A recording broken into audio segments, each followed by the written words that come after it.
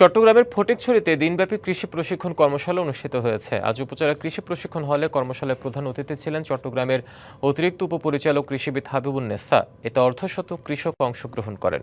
আধুনিক কৃষি সম্পর্কে তাদের ধারণা দেন কৃষিবিদরা। এ সময় বক্তারা বলেন, সরকারের আন্তরিক প্রচেষ্টায় দেশে কৃষি যান্ত্রিকীকরণ হয়েছে। চতুর্থ শিল্প বিপ্লবের এই সময়ে প্রযুক্তি উদ্ভাবন ও তার সম্প্রসারণ প্রয়োজন। পরে কৃষি বিষয়ক চলচ্চিত্র প্রদর্শন করা হয়।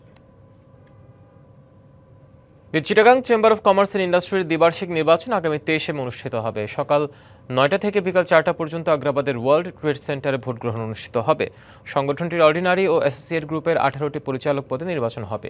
এফবিসিসিআই এর সাবেক পরিচালক আমিরুল হকের নেতৃত্বাধীন ইউনাইটেড বিজনেস ফোরাম এবং সিসিসিআই এর সাবেক সিনিয়র সভাপতি এস.এম. নুরুল হকের নেতৃত্বাধীন সমমনা পরিষদ নির্বাচনে প্রতিদ্বন্দ্বিতা করছে। এর আগে 2024 সালের 9 সেপ্টেম্বর সিসিসিআই এর পুরো পরিচালনা পরিষদ পদত্যাগ করেছিল। এরপর 3 দফায় 3 জন প্রশাসক বসানো হয়। গত বছরের 1 নভেম্বর ভোট গ্রহণের তফসিল ঘোষণা করা হলেও আইনি জটিলতায় নির্বাচন একাধিকবার স্থগিত হয়ে যায়। ঈদ আসবে, সাথে ক্যাশব্যাকও আসবে। নিজের বা প্রিয়জনের জন্য কেনাকাটায় এবারও নগদ পেমেন্টে পাচ্ছেন দারুণ ক্যাশব্যাক। তাই যাই কিনুন, পেমেন্ট করুন নগদে।